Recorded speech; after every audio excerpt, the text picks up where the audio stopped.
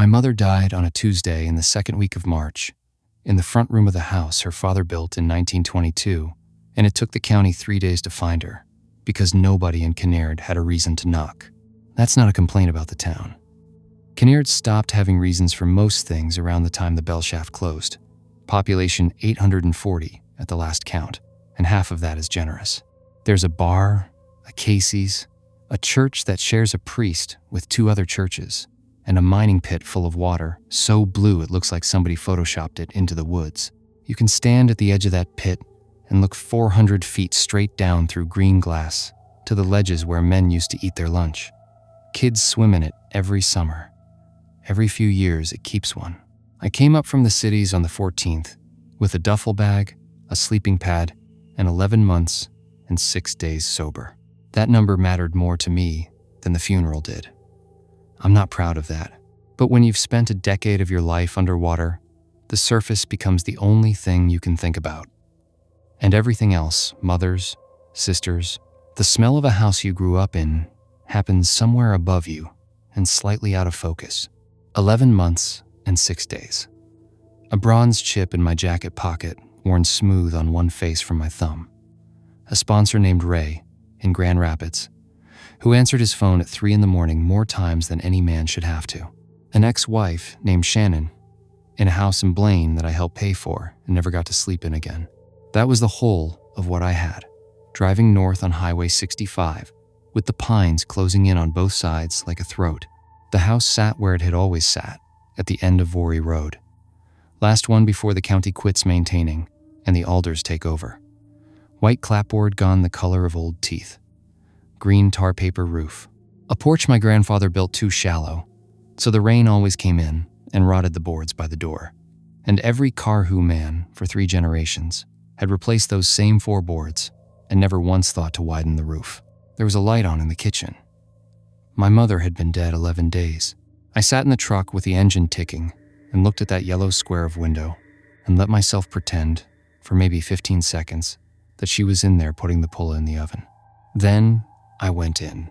The house smelled like her coffee and cold ash, and the particular mildew of a cellar that's been damp since Coolidge. The stroke had taken her in the front room, in the recliner, and somebody from the county had done a decent job with the rest of it.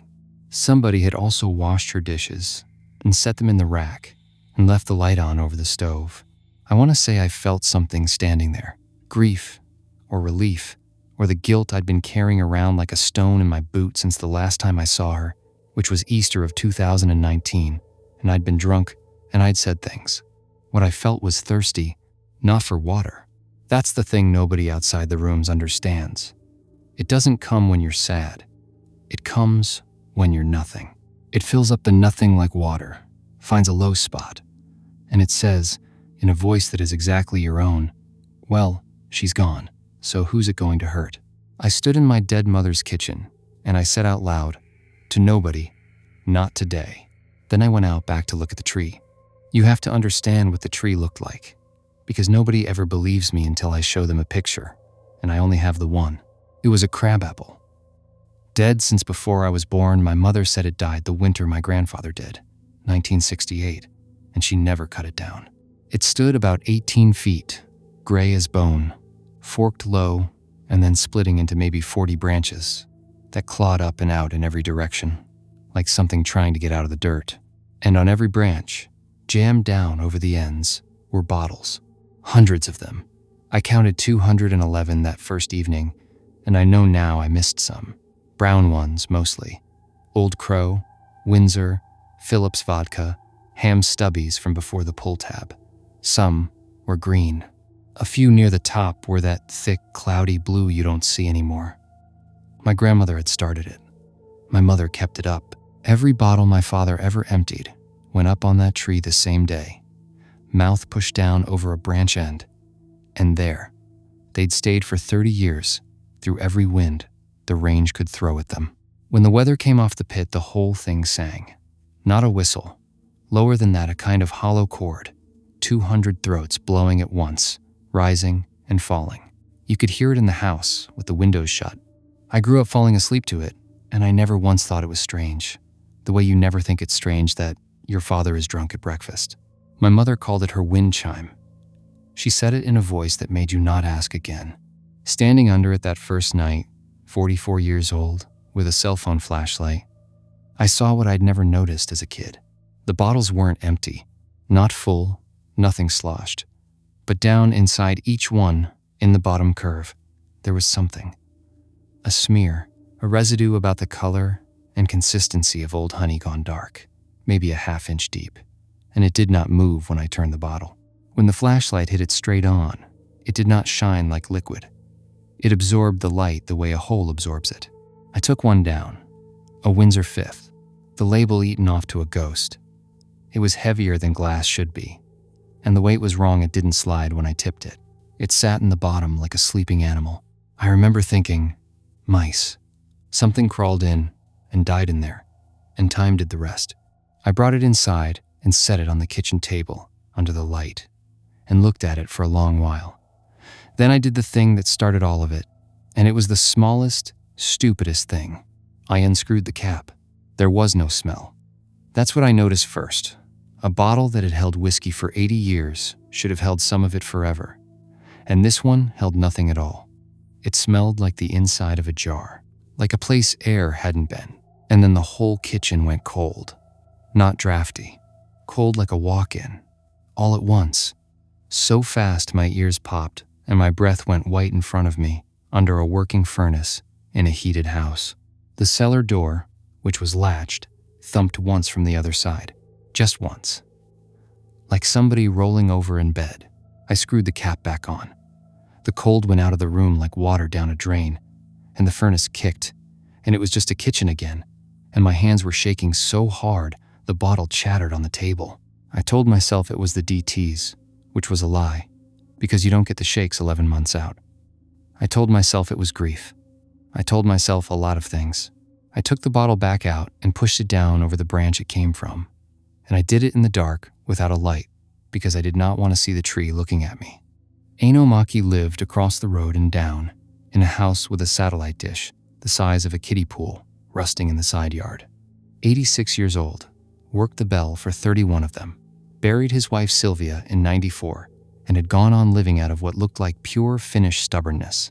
He was in his driveway the next morning, running a snowblower with no snow on the ground, which I came to understand was just a thing he did on Wednesdays.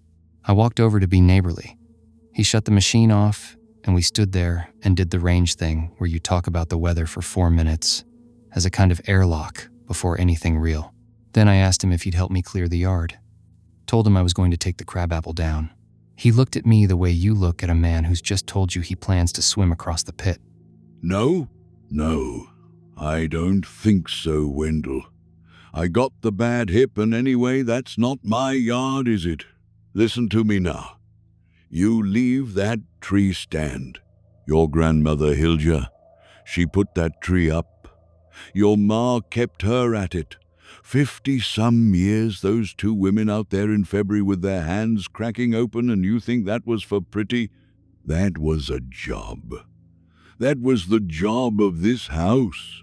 I'm 86 years old, and I have not set my foot past your mailbox since 1971, and it is not because of anything your family did to me.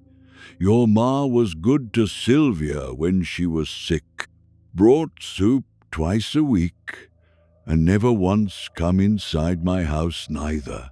And I never asked her why, and she never told me, and that was how we got along fine for 40 years. You go on and clean out the house. Sell it. Take what you want from it. But don't you drink in there, boy. Not one. Not a beer. Not a swallow at Christmas. And leave that tree stand. He wouldn't say another word about it. Started the snowblower back up and pushed it down the empty driveway with his back to me. And that was the end of the conversation, and the last one we ever had that mattered. I want to say I took it seriously. What I actually took it as was small-town superstition, the same instinct that makes a man throw salt or knock wood. Old country stuff, carried over on a boat in 1906 and kept alive in the dark because nobody had cable. But I noticed he said, "Don't drink in there," and not "don't drink." And I noticed he knew I had a reason not to. I'd been sober 11 months in a city 3 hours south, and I had never once told him. I spent the next 4 days doing what you do, sorting, bagging, filling my truck bed with 50 years of a life, and driving it to the transfer station in Nashwauk, and coming back for more. My mother had saved everything and organized none of it. Bread bags. Full of bread bags.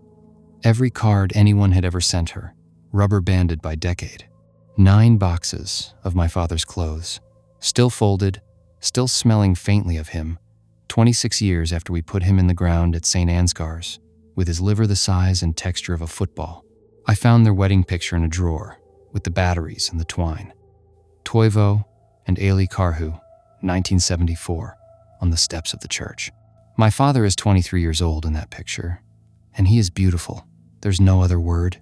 He's got a jaw like a shovel and a grin, like he's getting away with something, and my mother is looking at him instead of the camera, with an expression I had never once seen on her face in life. I sat down on the floor of her bedroom with that picture, and finally, 11 days late, I cried. I cried for about a minute and a half. Then I stopped, because I heard, very clearly, from directly beneath the floor I was sitting on, a long, slow inhale, the sound a man makes when he smells supper. I did not move for a long time. When I finally did, I went downstairs and stood at the cellar door with my hand on the latch for maybe 5 minutes, and I did not open it. And I have never been able to decide whether that was cowardice or the only smart thing I did that entire month. That night, the wind came up off the pit and the tree sang, and underneath the cord of it, way down low, there was a note I didn't recognize. A gap in the cord, like a missing tooth. I got the flashlight and went out in my shorts and boots and found it in about 10 minutes. Third limb up on the north side, a spot where a ham stubby had been for as long as I'd been alive. The bottle was on the ground, broken clean in two, the way glass does when it's been cold a long time. There was nothing in it, not the honey dark smear, not a stain. The ground under it was dry. Whatever had been in that bottle was out. I woke up the next morning missing a piece of my leg. I'll describe it the way I found it, because there's no gentle version. I came awake at 6:40 on the sleeping pad in the front room, and the first thing I registered was that my sweatpants were stuck to my thigh. Left leg, outside, about 8 inches above the knee. A section of me was gone. Oval, roughly the size of the palm of your hand, and maybe 3/4 of an inch deep at the center, so that I was looking at the pale striped meat of my own vastus lateralis in the gray morning light of my mother's front room. The edges were not torn. They were scalloped. Rows of small, shallow arcs, overlapping, going around the whole rim of it like the edge of a doily, like something had taken it out in a spiral, in patient little bites, working inward. There was almost no blood, a stiff brown crust on the fabric, and that was all. And it did not hurt. That was the part that made my mind fold up and slide off the edge. I pressed the flat of my thumb directly into that hole, into the living red meat of my own leg, and I felt pressure and nothing else. Not a twinge. Somewhere in the night, something had eaten a piece of me and left the nerve endings turned off, the way a good dentist leaves you. I made it to the bathroom and threw up until there was nothing, and then a while longer. And when I came back into the kitchen, there was a bottle on the table. Old Crow, a 5th. Sealed, cap, intact. The tax stamp on it from a design they stopped using in the 80s. Sitting dead center on my mother's oilcloth in a house where I'd personally poured out and thrown away every drop of alcohol on day one, because that's what you do. That's the whole point. It had been dusted. There was a clean ring in the dust around it where a hand had wiped. I stood there, with my thigh open and my mouth sour, and I looked at that bottle for what my phone later told me was 14 minutes. Because here's what I understood, standing there, without anybody having to explain it to me. I understood it the way you understand a language you were raised in and thought you'd forgotten. It was an offer. It was a receipt and an invoice at the same time. It was saying, that's what it costs when you don't. This is what it costs when you do. And God help me, some part of me, the part that had been 11 months underwater, looking up at the light, that part said, well, that's not so bad. That's not so bad a price at all. I took the bottle out to the burn barrel, and I broke it against the rim, and I stood in the smell of it for a while, which is its own kind of self-harm. And then I called Ray. Dell, hey, yeah, I got a minute. I got all the minutes. What's going on? Now listen, that's a hell of a lot at once. Your mother, that house, and you up there alone in it. That's 3 of the 4 things I'd tell a guy to never do in 1 week. The bottle on the table. Dell, come on now. You sure you didn't find it in a cupboard and set it out yourself? That happens. That absolutely happens. And it doesn't make you a bad man. It makes you a drunk in a dead woman's kitchen, which is a thing you are and a place you are. Yeah, all right. Then go to a doctor. Today, not tomorrow. You got a wound like that, you got infection coming, and you got something else going on I'm not qualified for. And Dell, get out of the house. Get a motel in Grand Rapids and drive up in the daylight. I mean it. Whatever's up there, it's got you alone at night. And alone at night is where every single one of us loses. I didn't get a motel. I want it on the record that Ray told me to, and I didn't. I did drive to the urgent care in Hibbing, and I sat in the parking lot for half an hour, and then I drove home. Try to imagine the conversation. Try to imagine sitting on that paper and saying, "No, sir, I don't know what did it." I was asleep, 11 months sober, and a decade of documented history behind me, and a hole in my leg, with no explanation. They'd have had me on a 72-hour hold by supper, and Shannon would have gotten the call, because she's still my emergency contact, because I never changed it and neither did she, and that's a whole nother story. So I bought gauze and betadine and a bottle of amoxicillin off a guy I went to high school with, and I packed my own leg in my mother's bathroom, and I went down into the cellar. The stairs are open-backed, and they've never had a rail. The cellar is fieldstone and mortar, laid by hand by men who came off the boat with nothing, and the floor is poured concrete that stops 8 feet short of the north wall, where it's just dirt. My grandfather ran out of money in 1922 and never went back and finished it. Along that north wall stood the canning shelves, 6 feet high, 12 feet long, built of 2x10s, and holding somewhere north of 400 jars. Beans, beets, venison, pickles, tomatoes.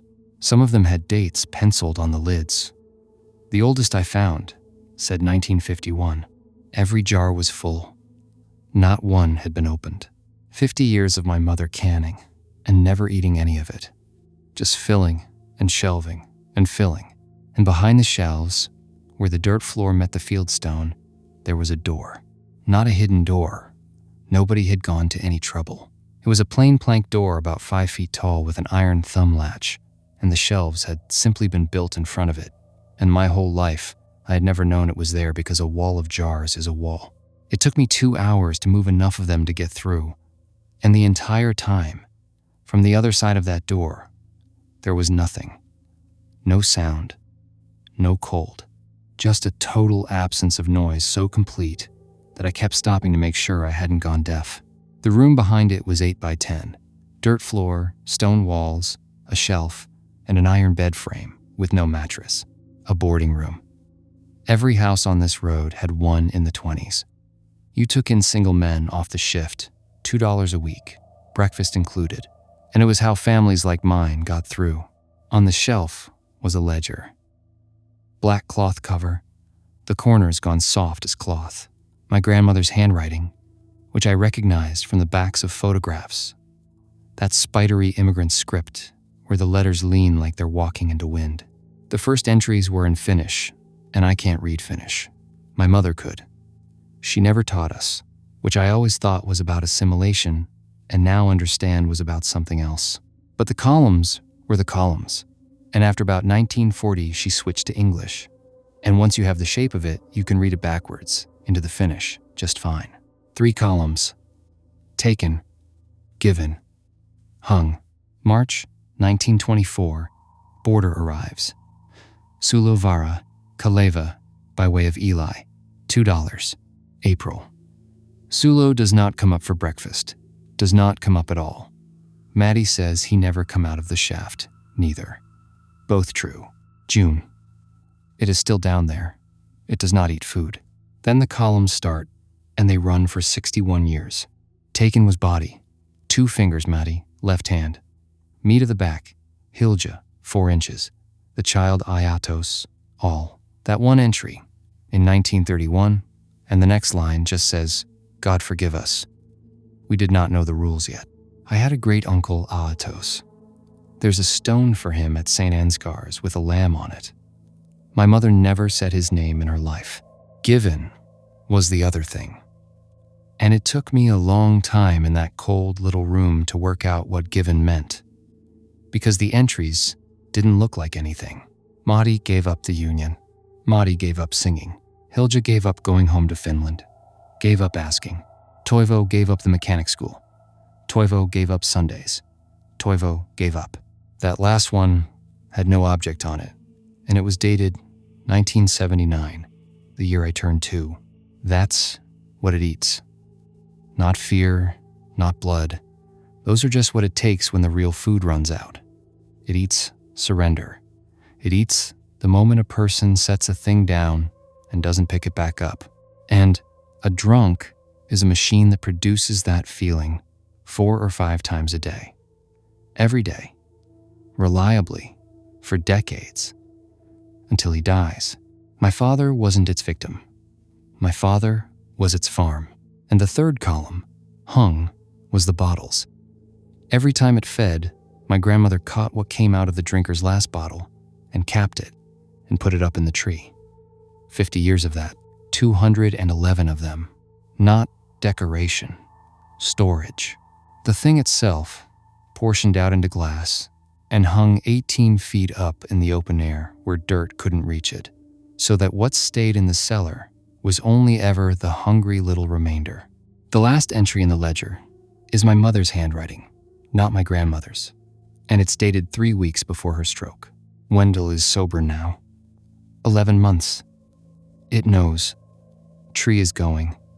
I am too tired. If it comes to it, I will drink for him. My mother did not drink. Not ever. Not once in my whole life. And now I know why she was the tap they'd shut off.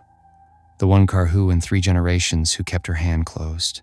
50 years of holding still while that thing starved under her floor and paid her in inches of her own back. She was 79 years old, and she had made up her mind to take up drinking to feed the thing that ate her brother, so that it wouldn't come for me. And her heart went first. I sat on that iron bed frame with the ledger open on my knees, and I made a sound I have never made before or since. When I could stand up, I went out to the tree with a headlamp, and I counted again.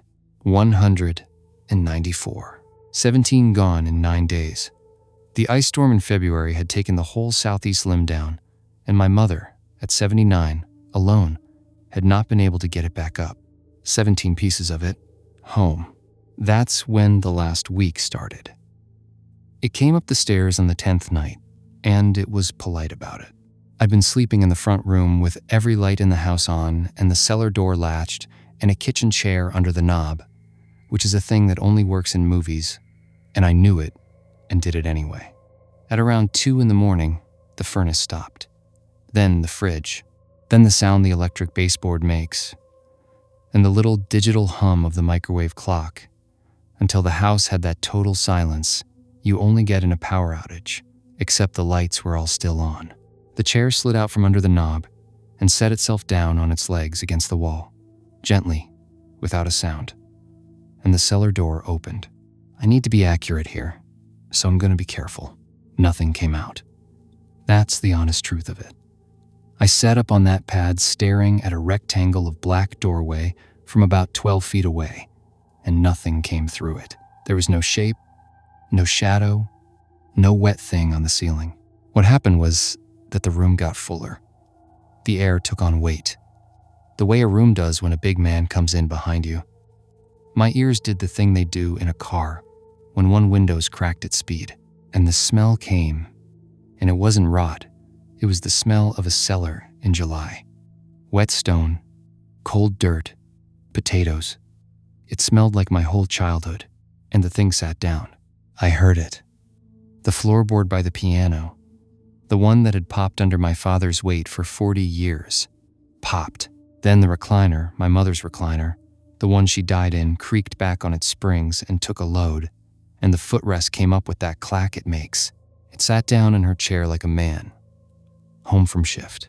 Then it spoke, and it did not use the room to do it.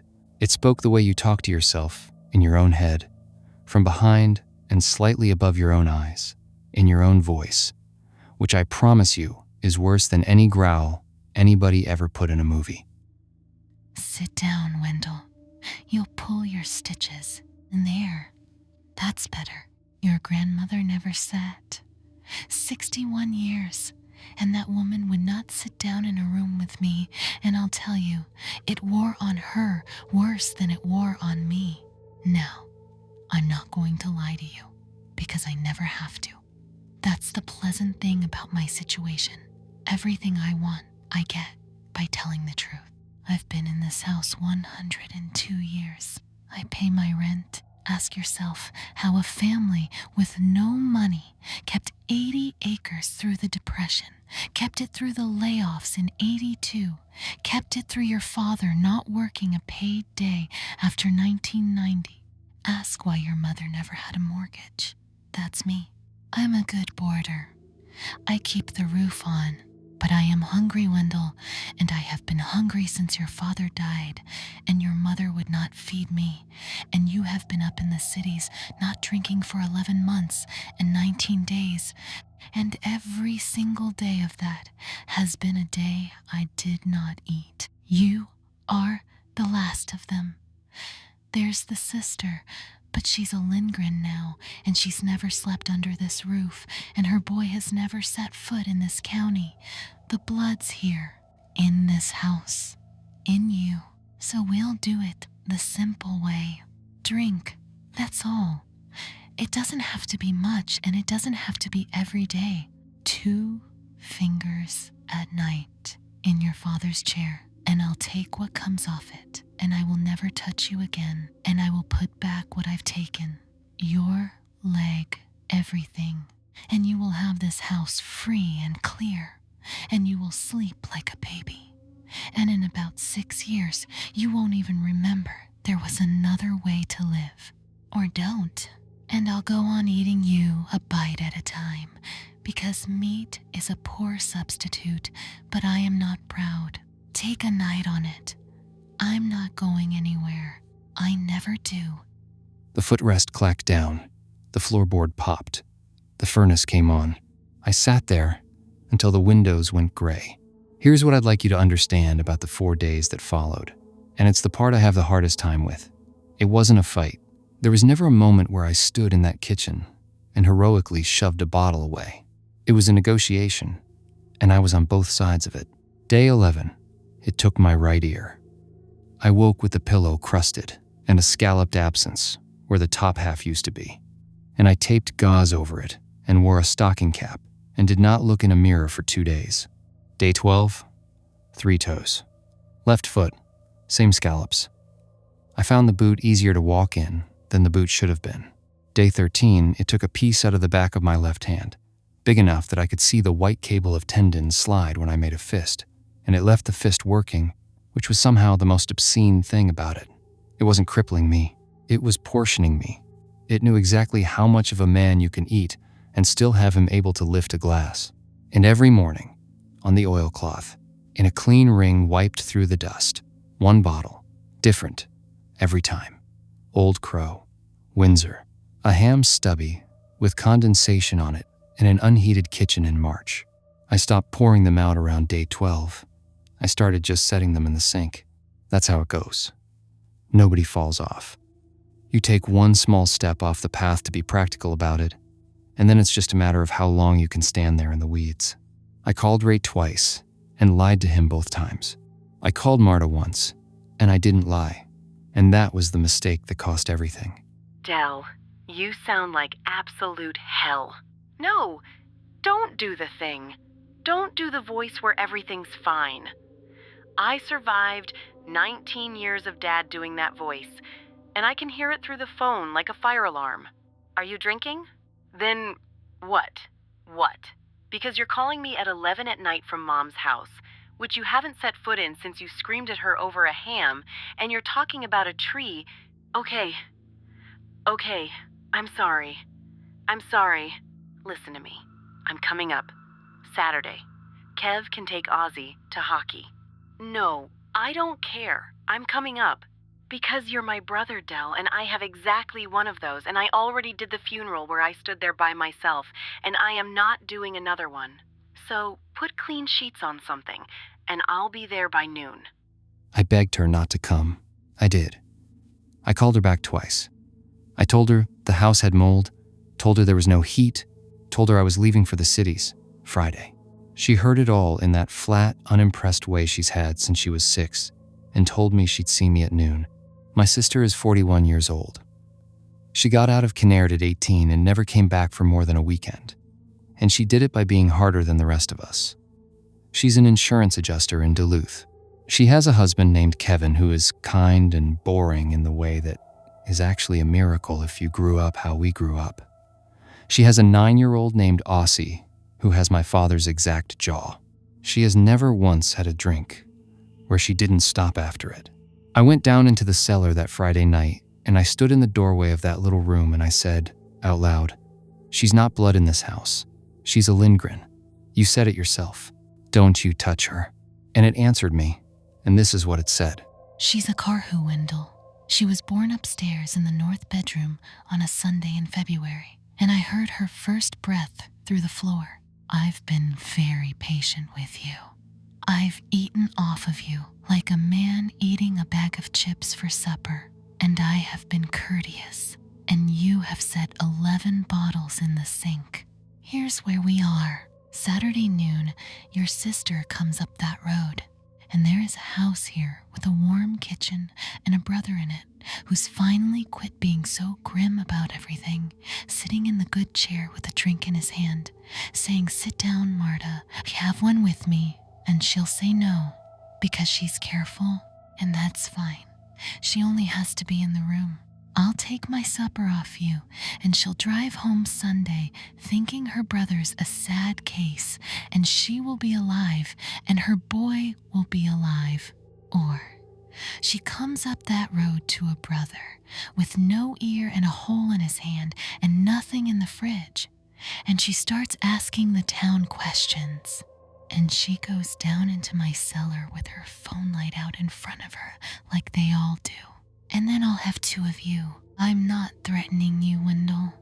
I'm quoting the price. You've had the same one on the table since the day you walked in. She'll be here at noon. I want to tell you I planned it out. I want to tell you there was some clever thing I found in the ledger. Some rule I could turn against it. The way there always is in stories. There wasn't. My grandmother had 61 years, and all she ever came up with was glass and rope. So that's what I did. I spent Friday night and Saturday morning out under that tree, with a ladder, a headlamp, and a roll of baling wire, and I went over all 194 of those bottles, and I wired every one of them to its branch. Wrapped the necks, twisted it tight, cut it, moved on. My hands went numb in the first hour. The hole in my left hand opened up and bled down into my sleeve, and I kept going. I did the southeast side last, where the limb had come down in February, and I found 4 more on the ground, under the snow crust, 2 whole, 2 broken, and I hung the whole ones, and I stood there, holding the 2 broken halves, and understanding that 4 more pieces of it were already in the house with me. At 11:40 in the morning, with the sun out and the snow going to slush and the whole tree ticking as it warmed, I came inside and washed my hands and put on a clean shirt and a stocking cap. At 11:50, I took a bottle out of the sink. That was my whole plan. That was every idea I had. I sat down in my father's chair, not my mother's. I couldn't, and I put my thumbnail under the seal. And I sat there with my heart going like a bird in a box. And I thought about the church steps in 1974 and my mother looking at my father instead of the camera. If it comes to it, I will drink for him. I heard Marta's car come off the county road onto the gravel. That specific sound, tires on frost heave, a sound from every good day of my childhood. I broke the seal. 11 months and 22 days. I'd like to say it tasted like poison. It went down like coming home. It went down like a hand on the back of my neck saying, "There you are. We wondered where you got to." It was warm all the way and it hit bottom and bloomed, and every knotted thing in me let go at once, and 11 months of white knuckle came off my shoulders like a coat.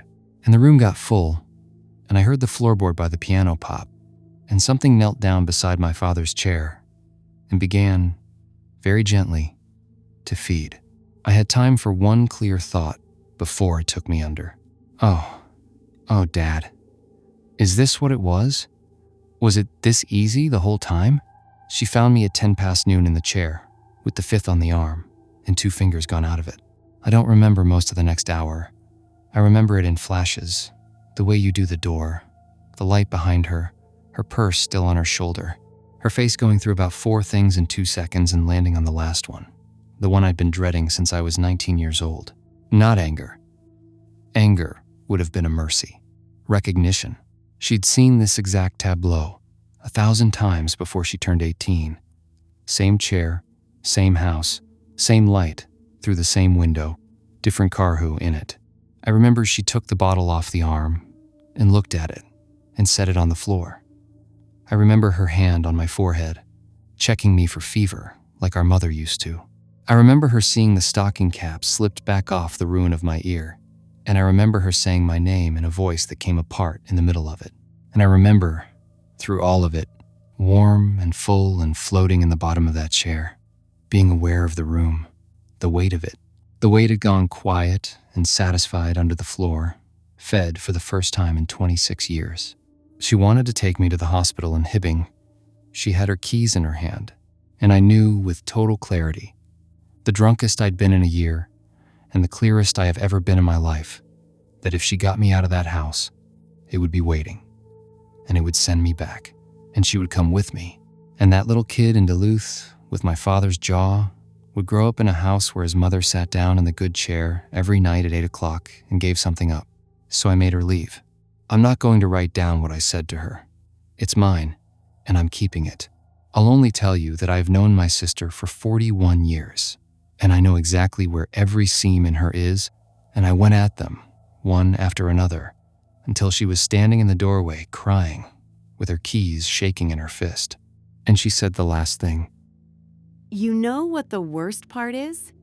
It's not that you drink. I always knew you'd drink again. I'm sorry, but I did.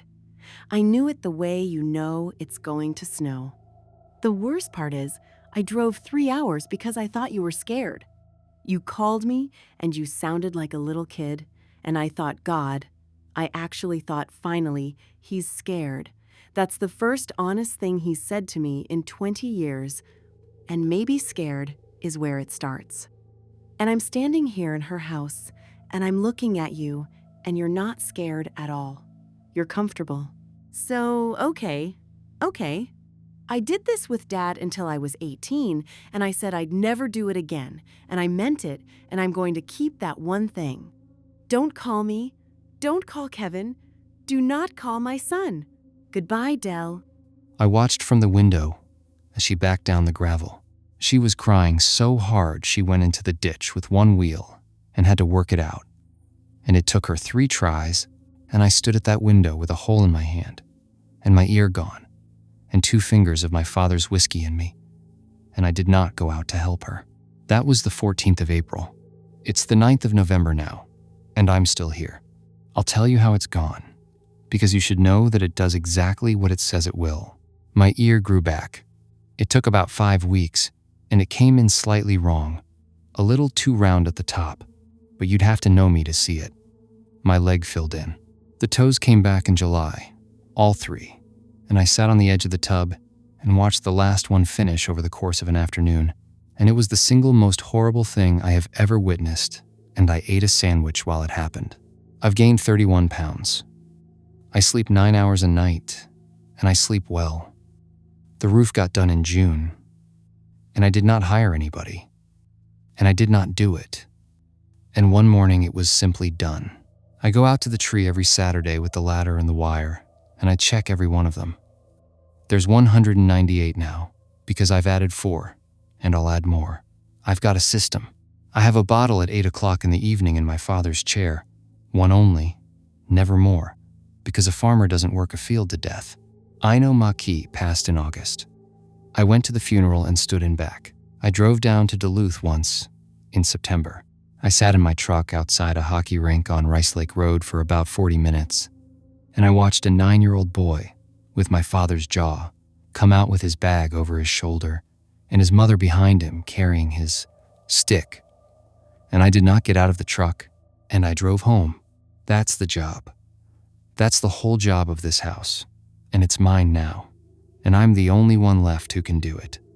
In May, the crabapple put out leaves, 58 years dead, and it came into leaf in the 3rd week of May, small and dark, and a little bit wrong at the edges. And by June, you couldn't see the bottles through it at all from the road. From the road, it just looks like a big, healthy tree in a yard behind a white house. In September, it made fruit. Hard little green things, maybe 40 of them. I didn't touch them. In October, they went red and they went soft and they came down and lay in the grass and rotted.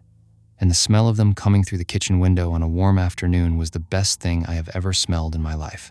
Every so often, mostly in the evening, I catch myself feeling all right about it.